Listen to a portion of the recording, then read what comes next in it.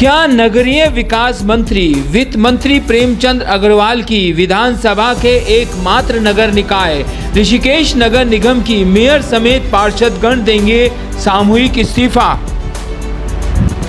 आखिर क्या कारण रहा कि नगर निगम ऋषिकेश को बुलानी पड़ी आकस्मिक बोर्ड बैठक?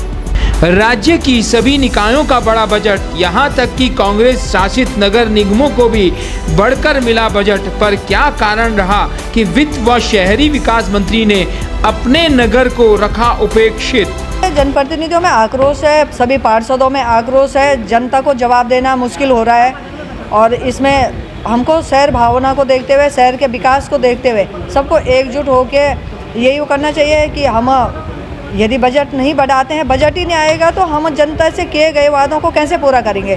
तो सामूहिक रूप से सभी इस्तीफा देंगे, फिर इस्तीफा देके यही वो करेंगे कि जो अनदेखी नगर निगम ऋषिकेश की गई, जो उसमें विकास कार्यों के लिए कोई बजट ही आवंटित नहीं किया जा रहा है तो विकास कार्य होंगे कैसे? कि जो पैसा हमको मिला है उतना ही पैसा बिना बढ़ोतरी का जो पैसा मिला, जो पुराने 5-7 सालों से चलता आ रहा था, तो उसको हम स्वीकार नहीं कर रहे हैं और उस पैसे को हम एज इट इज वापस कर देंगे। उस पैसे को नगर निगम बिल्कुल स्वीकार नहीं करेगा, उस पैसे को वापस लौटा देगा। जो बजट यहाँ पे जारी हुआ है ये मात्र जो हमारे कर्मचारियों की तनख्वाह है, इसमें उनकी तनख्वाह ही जाती है। लगभग जो तनख्वाह है 1.5 करोड़ प्रति महीना कर्मचारियों की तनख्वाह जाती है इस बजट में से, राज्य वित्त में से। और जो पेंशनर हैं, जो पेंशन रिटायर हो रखे हैं, उनकी पेंशन भी इसी में से जाती है। इस बीच अगर कोई रिटायर हो जाएगा, कोई कर्मचारी हमारा, तो उसका जो जमा फंड है, जो पैसा उसको देना है, वो भी इसी में से देना है। तो बहुत बड़ी विडंबना है, बहुत बड़ा संकट है, क्योंकि हम कोई भी विकास कार्य ऋषिकेश नगर निगम के अंदर नहीं कर पाएंगे अगर बजट की यही स्थिति रही। कि अभी जो राज्य वित्त का बजट जारी हुआ, त्रिमासिक जो बजट जारी हुआ, उसमें उत्तराखंड की जितने भी निकायाँ हैं, चाहे उसमें नगर पंचायत हो, नगर पालिका हो, नगर निगम हो, सभी के बजट में बढ़ोतरी की गई और एकमात्र ऋषिकेश नगर निगम को छोड़ दिया गया उसमें, जो कि ऋषिकेश नगर निगम का जो आज से 7 साल पहले जो बजट था, एज इट इज वही बजट आज भी रखा गया। बताते चले कि जहां राज्य की सभी नगर निकायों को हर 5 वर्ष में स्वीकृत बजट बढ़कर मिलता है, वहीं ऋषिकेश को अपने पुराने ही बजट से संतोष करना पड़ा। जहां बगल की जोंक नगर पंचायत समेत मुनिकीरेती नगर पालिका में मंत्री जी ने अपनी कृपा दृष्टि बनाई रखी, वहीं ऋषिकेश पर अपनी कुदृष्टि भी बनाई रखी। ये तो सर्वविदित है कि जब से ऋषिकेश नगर में भाजपा की मेयर बनी, तभी से भाजपा के विधायक अपनी मेयर से चिढ़े हुए हैं। लेकिन ये चिढ़ चौथी बार भी विधायक व मंत्री बनने के बाद भी बनी रहेगी, ये हाईकमान को तो जरूर सोचना पड़ेगा। देखो, कल अखबारों के माध्यम से और मुझे निगम के माध्यम से पता चला, जो त्रैमासिक किस्त हमारी राज्य वित्त आयोग से आती है, पूरे प्रदेश में सभी निकायों में त्रैमासिक किस्त की बढ़ोतरी की गई।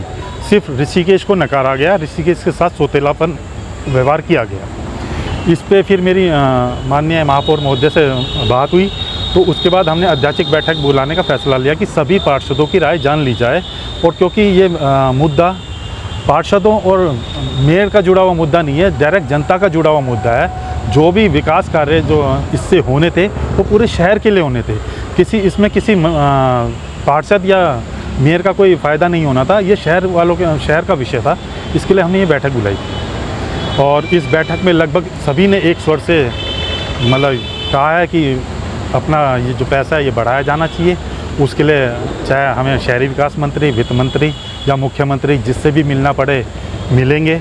अगर यदि प्यार से काम होता है, आराम से काम होता है तो आराम से काम करेंगे। अगर यदि ये प्यार से काम नहीं होता और शहर हित में बजट नहीं बढ़ाया जाता तो हम इसके लिए धरना प्रदर्शन और भी जो भी कार्य होंगे वो करने के लिए मजबूर होंगे। लगातार पार्षदों ने एक समिति से बोला है कि मंत्री से मिलेंगे और मुख्यमंत्री से मिलेंगे, उसके बावजूद भी अगर कोई ठोस कदम नहीं उठाया गया तो उसके बाद आगे क्या करने जा रहे हैं? मैं सर्वप्रथम ये बताना चाहूँगा कि जो हमारा राज्य वित्त का पैसा 2022 और 23 के लिए जो हमें मिला है, जो पूर्व में नगर पालिका के समय पर मिलता है और अब हम अपग्रेड हो गए, नगर निगम हो गए हैं, वही पैसा आज मिला है। और बड़े दुख के साथ ये कहना चाहता हूँ कि पूरे प्रदेश का बजट बढ़ा है, उसमें डोई वाला ले लो, आप किच्छा ले लो, आप नगर पालिका जो परिषद है, या आप मसूरी ले लो, वो उनका बजट आज ऋषिकेश के बराबर या उससे ऊपर है। मैं अपने समकक्ष जो हमारी निकाय जो हमारा कोटद्वार है, कोटद्वार में जो जिनका बजट हमारे साथ 2 करोड़ रुपए का था, वो 2 करोड़ से 6 करोड़ रुपए चले गए और हम आज 4.5 करोड़ रुपए अटके हैं। दिक्कत क्या है? दिक्कत ये है कि 4.5 करोड़ में जहाँ 1.25 लाख 1.25 करोड़ रुपए पर मंथ सैलरी जाती है, उसी में आपकी पेंशन भी जाती है, उसी में कोई कर्मचारी रिटायरमेंट हो जाता है तो उनको पैसा वो भी जाता है। बाकी पैसा जो बचेगा उससे विकास होगा। क्या विकास होगा? आज हमारे सर पर 4 धाम यात्रा है और ऋषिकेश के ऊपर ही जिम्मेदारी है कि हम यात्रियों को कुछ ना कुछ लाभ पहुंचाएं, उनके दवाई से लेके, खाने से लेके, पीने से लेके, जो भी सुविधा हम कर सकते हैं वो हम करें। उनके शौचालय से लेके छोटी छोटी समस्या हैं, लेकिन अब जब पैसा ही नहीं तो क्या करेंगे? आज हमारी बोर्ड की बैठक थी, सब ने एक ही फैसला लिया कि हम माननीय वित्त मंत्री, देखो मैं बड़े विनम्रता से कहना तो कि आज हमारे शहर के जो 4थी बार विधायक बने हैं, वो पहले वो क्या नाम विधानसभा अध्यक्ष है, आज वो शहरी मंत्री हैं और वित्त मंत्री हैं। मैं तो आपकी मीडिया के माध्यम से उनसे कहना चाहता हूं कि जब पूरे प्रदेश का बजट बढ़ा तो ऋषिकेश से एक छूट गया। क्या एक अधिकारियों की कमी है? क्या एक अधिकारियों के नकारापन से हुआ है? क्या ये जानबूझकर हुआ है? आप इस पर ध्यान दें, ऐसे अधिकारी के खिलाफ सख्त से सख्त कार्रवाई करें और हमारे बजट को जो 4.5 करोड़ रुपये आज है, इसको कम से कम 8 करोड़ रुपये किया जाए। बोर्ड बैठक पे क्या फैसला हुआ और क्या कमियां रही, इसके बारे में विस्तार से बताइए। मैं बोर्ड बैठक में ये फैसला हुआ, बड़ी शर्म की बात है कि ये ऋषिकेश सबसे बड़ा क्षेत्र है और हमारे जो पहले का बजट था वही बजट है, कोई बजट में बढ़ोतरी नहीं हुई। और मैं शहरी विकास मंत्री जी, हमारे जो विधायक भी वित्त मंत्री, उनसे प्रार्थना करूंगी कि इस बजट में ध्यान दें। शहर का विकास चाहिए और हम वार्डों से बड़े परेशान हैं, हमारे क्षेत्र में कोई विकास ही नहीं हो पा रहा है।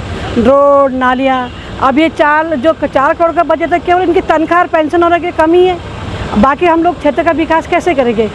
और अभी जो बोर्ड बैठक में फैसला लिया गया, हम सब लोग मुख्यमंत्री जी से मिलेंगे, अपनी पीड़ा के उनके आगे रखेंगे कि भाई ये बताइए कि क्या किया जाए। 5 साल हो गए हमें झेलते कोई विकास शहर का नहीं हो पा रहा है। आज जो अचानक जो बोर्ड बैठक बुलाई गई है, उसके लिए सभी पार्षदों ने साथ जाने को तैयार हैं, हम लोग भी। और पहले मैं विधायक जी से भी कहूँगी कि अगर क्यों नहीं हमारा वित्त पास हुआ, क्या कारण था कि पूरे उत्तराखंड के नगर पालिका का क्षेत्र पंचायतों में सब बजट पास हुआ, केवल उसमें ऋषिकेश छूटा?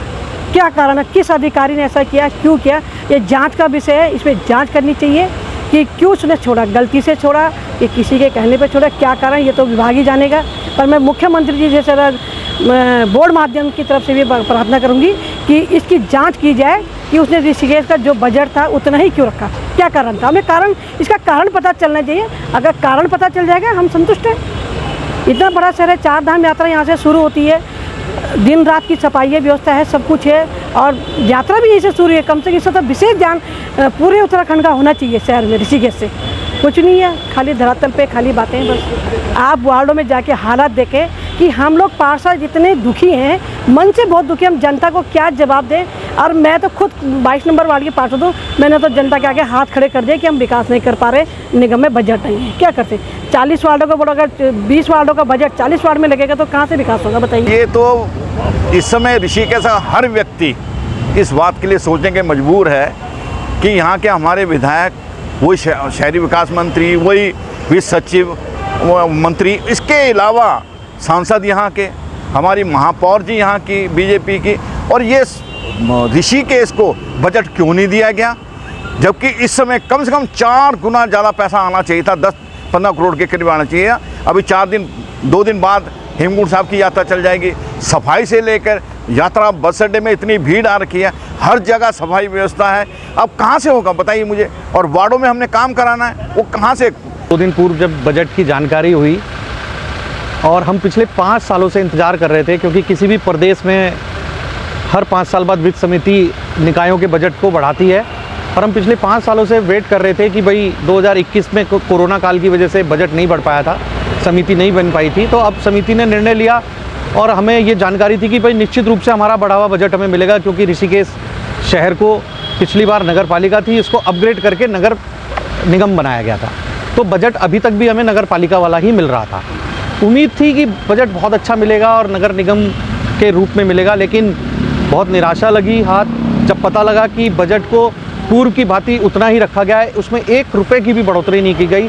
ये मुझे लगता है हमारे ऋषिकेश शहर के साथ अन्याय है, ऋषिकेश की जनता के साथ अन्याय है। बजट बढ़ना चाहिए। हम तो हमारे क्षेत्रीय विधायक मंत्री भी हैं इसी विभाग के, वित्त विभाग भी उन्हीं के हाथ में, मैं तो उनसे भी अपील करूंगा और मैं अपने सभी पार्षद बंधुओं से भी अपील करूंगा कि हमें इसके लिए जहां तक भी जाना पड़े, मुख्यमंत्री जी से मिलना पड़े, मंत्री जी से मिलना पड़े, वित्त सचिव से मिलना पड़े, जाकर हमें प्रयास करना चाहिए बजट बढ़ाने का, क्योंकि ये बजट सिर्फ पैसों के रूप में नहीं बढ़ता, ये बजट विकास के रूप में भी बढ़ता है। ये बजट बढ़ेगा तो शहर में विकास होगा, शहर की नाली सड़कों के गड्ढे हम भर पाएंगे, और अगर बजट ही नहीं होगा तो हम ये काम नहीं कर पाएंगे।